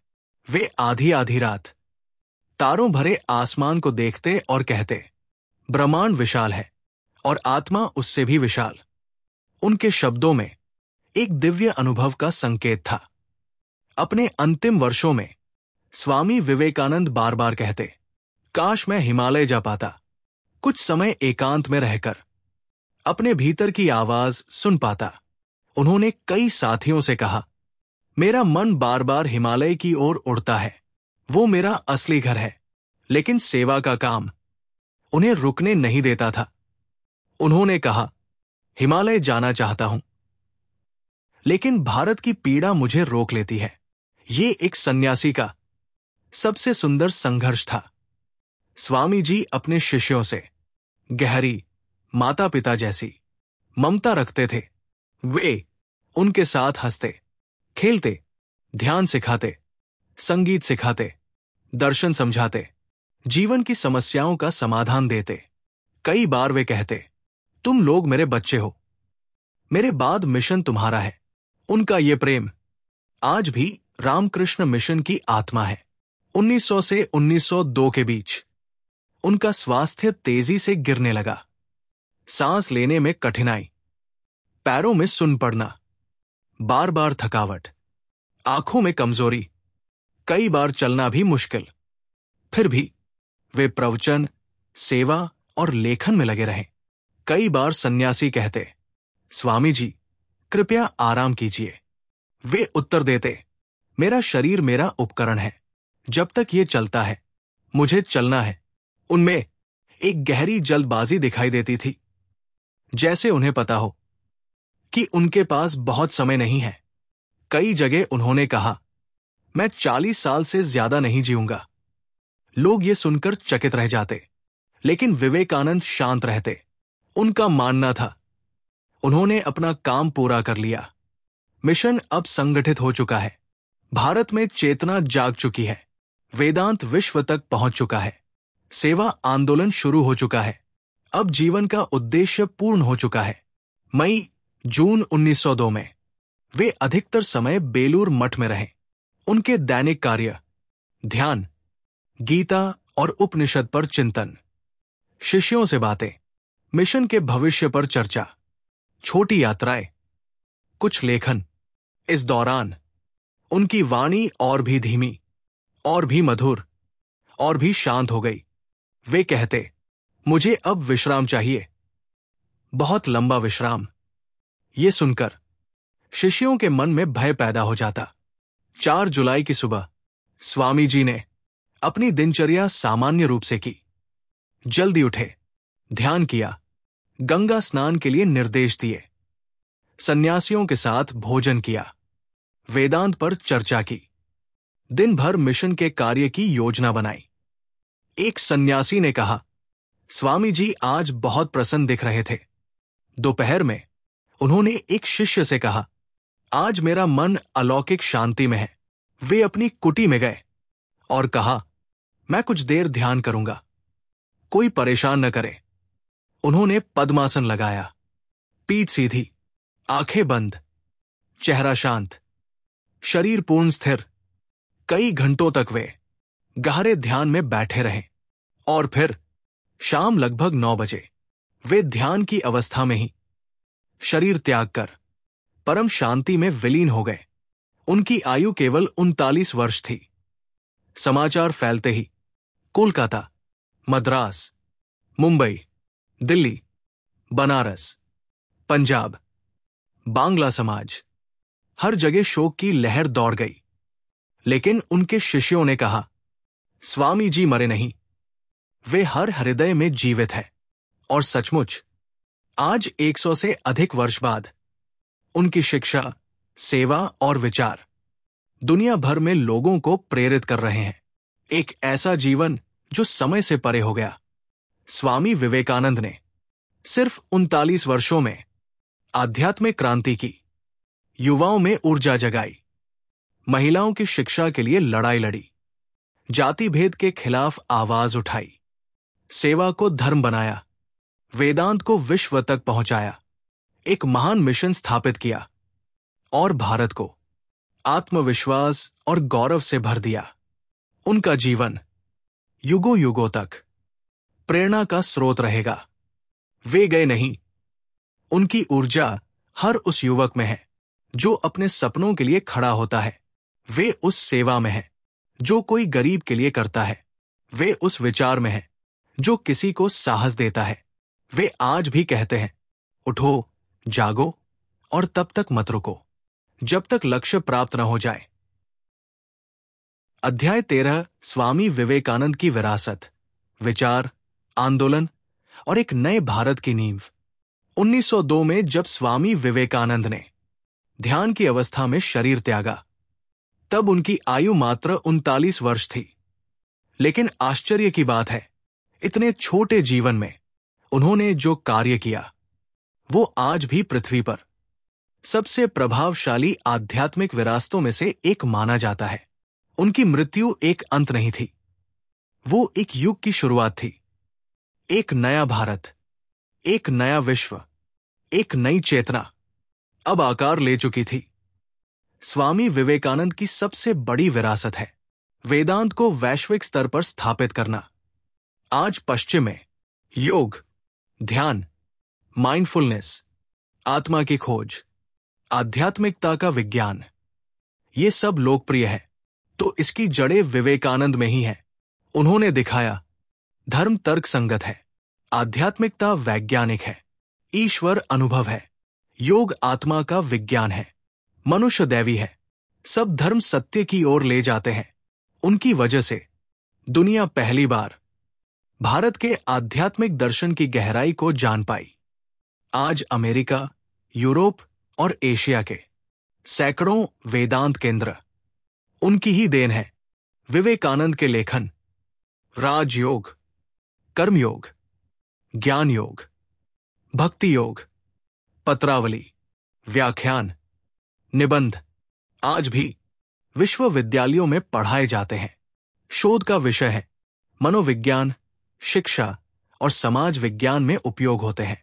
उनकी विचार शैली स्पष्ट, वैज्ञानिक, तार्किक, आधुनिक, सार्वभौमिक थी, इसलिए उनकी बातें युग युग तक प्रासंगिक है। उनकी ये उक्ति आज भी विश्व में उद्धृत की जाती है, each soul is potentially divine. हर आत्मा में दिव्यता है।